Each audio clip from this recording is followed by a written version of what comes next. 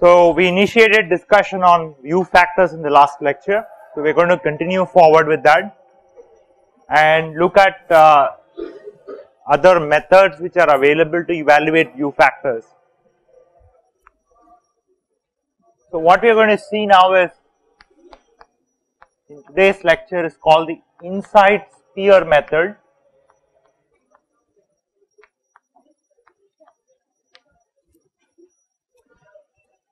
So note that if you want to find the view factor for any system, you can always integrate the expressions that we had. So we looked at the summation rule and the reciprocity relationship, which will help you to calculate the view factors quickly. We are going to look at another method called the inside sphere method, and this is a very handy method to calculate view factors for various kinds of three-dimensional geometry. Okay. So suppose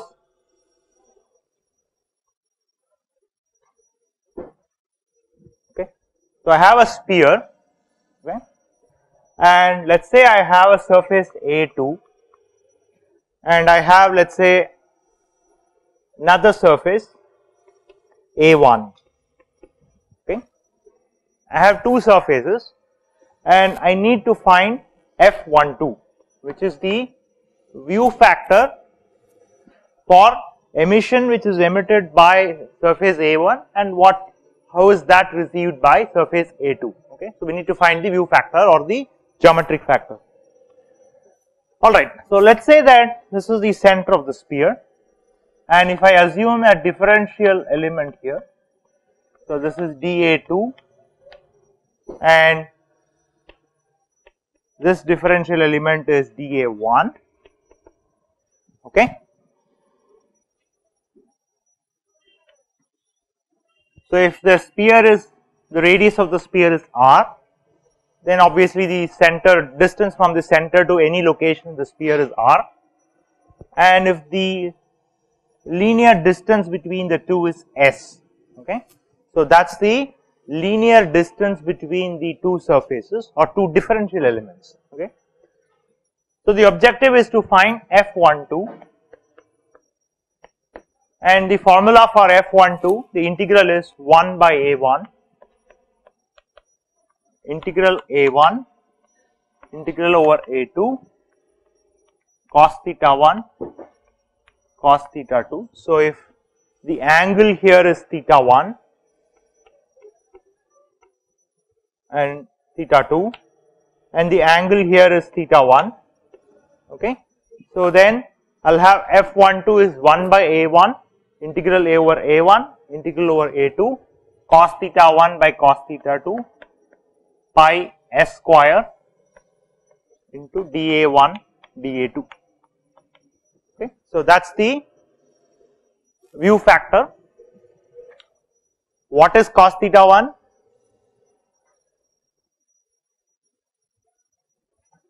Cos theta 1 is,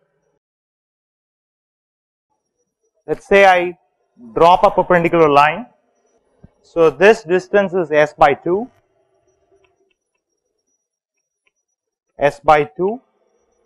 so cos theta is s by 2r, and that's also equal to cos theta 2, okay, because it's a isosceles triangle, and so the angles are same, and that's equal to s by 2r.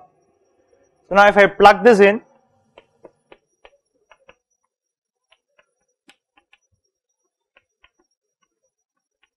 A2 s square by 4r square into 1 by pi s square dA1 dA2. Okay, so we cancel out s2, so that will be 1 by 4 pi r square. So note that r square, the radius of the sphere, is independent of what is the area of A1 and A2, and it is independent of the location of the surface areas. So that will be, and so that will be 1 by A1 integral A2 dA1 dA2. Okay, and that's nothing but A2 by 4 pi r square. What is 4 pi r square? It's the area of the whole sphere, right? So that's nothing but A2 by the surface area of the sphere. So that's an interesting formula. So note that the view factor F12 is now completely independent of where these two are located. It's independent of where these two are located along the surface, and not just that, it depends only on the receiving surface area. So it's independent of the size of the surface area, which is size of the surface which is emitting, and it depends only on the surface area of the receiving surface. So this is a really useful and very, very important formula, and in fact we will see several examples mostly in the next lecture or the one after. When we look at several different problems, we will see that this formula actually comes in very handy to calculate view factors for various three-dimensional geometries. Particularly because you don't have to calculate or you don't have to construct the three-dimensional geometry anymore. If you are able to use this formula straight, you don't have to construct the three-dimensional geometry and do the integration. So it becomes very handy if you really understand what this formula means and how to use this. That's very important. How to use this formula for solving or finding view factors for various kinds of problems that you will be looking at in the future. All it assumes is that it's a diffuse emission, and what you account for is radiosity. So that accounts for both emission and reflection. Everything is accounted. The only assumption which is important here is that we assume that the emission is diffuse. Now if it's not diffuse, then you will have to integrate over the whole angle, all the angles in all the directions. So if the emission plus reflection, the radiosity is a diffuse radiosity, then this is a golden formula that will be very, very handy to solve different kinds of problems. So it sounds very counterintuitive, but this is one place where actually intuition doesn't work. So if you actually plug in all the formula, it doesn't matter where you place the surface area, it really doesn't matter. So that's a very, very startling result that you will see. It's completely counterintuitive, but it's very, very useful. You can actually construct a whole three-dimensional geometry and integrate, you will get exactly the same result. So we haven't done any magic here, it just comes out from the formula which we had derived rigorously in the last lecture, and we've just applied the formula with the normal angles that we already know. So all that matters is that the geometric factor, if the areas are placed inside the periphery of the sphere, this is very important. If the surfaces are placed in the periphery of the sphere or the surface of the sphere, irrespective of where the emitting surface is located, the view factor only depends upon the receiving surface area and the total sphere. Okay? So that's a very, very useful formula. Any questions on this? It is counterintuitive, and the reason why it is counterintuitive is that you would always think that, if I have to place the surface here, then how come that it depends only on the surface area of the receiving surface? But note that the area of the sphere is still here. So it is accounted in some sense, the area of the emitting surface is in some sense accounted in the total area of the sphere, but it just turns out that it's irrelevant. It's irrelevant what is the size of the area, and where it is located is completely irrelevant. And similarly, where the second surface is located is also completely irrelevant when you want to calculate the view factor. It just turns out that it's completely irrelevant. It is counterintuitive, and we have not done any magic here. It's completely rigorous. Okay? Alright. So this is a very, very useful formula that you must all remember. So recall that when we initiated discussion on view factor in the last lecture, the objective was to characterize radiation exchange between surfaces. So once we know how to calculate view factor, we can now attempt to find out what is the net radiation exchange between different surfaces. So that's what we are going to do now. So supposing we take real surface, So we know that real surfaces absorb and emit at all wavelengths, all lambda and all theta and phi. Okay. But with black body, we have a special property. Black body has a special property. What is that property? What's that property? What's the special property of black body? It absorbs all incident radiation, right? So black body is a diffuse emitter and absorbs all incident radiation.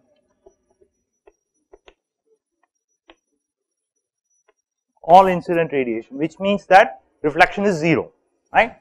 So this simply means that reflectivity is 0 for a black body. Okay. So suppose I have two black bodies. Okay. Okay, I call it I and J, and let's say that the temperatures are Ti and Tj, and the surface areas are Ai and Aj. Okay. So now the emission is going to occur at all locations in all directions. Because it is diffuse, it's going to be equal in all directions, right? It's a diffuse emitter. So now the question is, what is the net rate of heat exchange between these two surfaces? That's what we want to find. So what is the net radiation exchange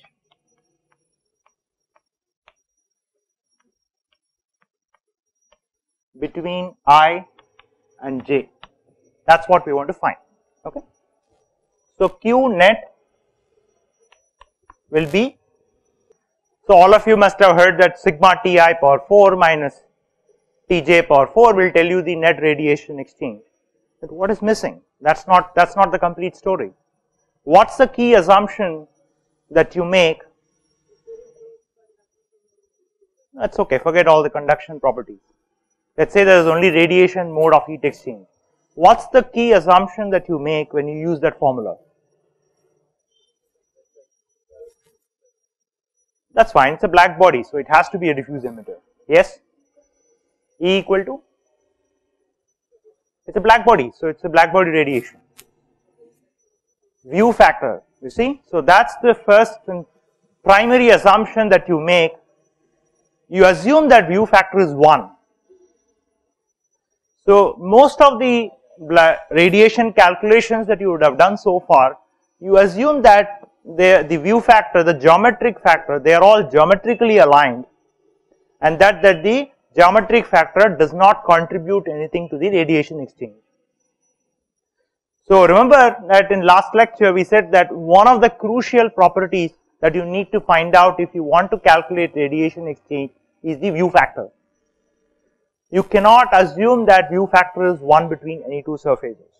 This is the fundamental underlying assumption that went into all the calculations you have done so far. Okay. So the first observation is that Fij is not equal to 1. Okay. So therefore, the net radiation is simply the difference between what is emitted by I and received by J minus what is emitted by J and received by I. Okay. So this Q is given by Ai, Ji. So that's the net radiation, rate of radiation emitted by surface I multiplied by the corresponding view factor, right. So that's what tells you what is that fraction which is received by the surface J. Okay. Minus Qji is given by Aj, Jj, F, Ji. Okay. So this Aj into Jj, that is the rate at which the radiation is emitted by surface J, and what fraction of that is intercepted by surface I is given by product of that with the view factor. Okay. So from reciprocity relationship, we know that Ai Fij and Aj Fji are related, right. So that will be Ai Fij Ji minus Ai Fij into Jj. Okay. So that's equal to Ai Fij into Ji minus Jj. What is Ji for black body? So keep in mind that the properties of black body are such that it's a diffuse emitter and it absorbs everything, which means reflection is 0, right? So Ji is just the emission from the black body, and that's given by Stephen-Boltzmann law, right? So that's where the sigma T power 4 comes in. So that's equal to Ai Fij Ebi minus Ebj. So that's the black body radiation, and so that's equal to Ai Fij sigma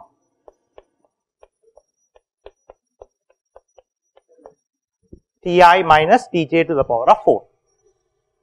Okay, because there is no reflection, so note that this is because reflectivity is 0. Okay, that's why Ji is equal to Ebi. There is no reflection from any surface, it's all the emission that from that surface. So the net radiation exchange between the surface is this quantity. Now why is this important? Why is this important? Why do we need to know what is the net radiation exchange? Supposing if I want to maintain the temperatures, okay, so let me put it in a different way. Supposing if I want to maintain the temperatures of these two surfaces, this is the amount of heat that either I have to provide to a body or remove depending upon the temperatures. So Q net can be positive or negative depending upon what is Qij and Qji. We don't know that.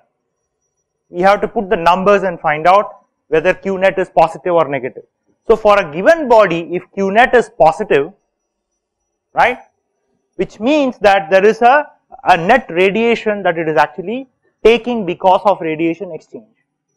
Therefore, there has to be a heat sink inside that surface in order to maintain a constant temperature. If you want to maintain an isothermal temperature, then that's the amount of heat that has to be removed from that system if Q net is positive. Now supposing if it is negative, then that's the amount of heat that you have to supply. So this is a very, very important property. Remember that in conduction, we always said you always have to find out what is the net amount of heat that you have to supply or remove from the system. So that's the whole purpose of calculating the radiation exchange. Of course, black body is an idealization. We are going to see how to do this for a gray surface in a short while, which is a real system. Okay. So black body just gives you an advantage to an idealized system to understand how the system is behaving, because all the properties of all the radiation properties are scaled with respect to that of the corresponding black body. Okay. Alright, supposing I have n surfaces like this, suppose I have n black body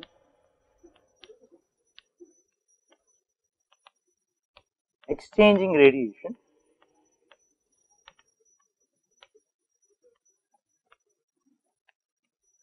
Suppose I have n black bodies, then what will be the net radiation exchange?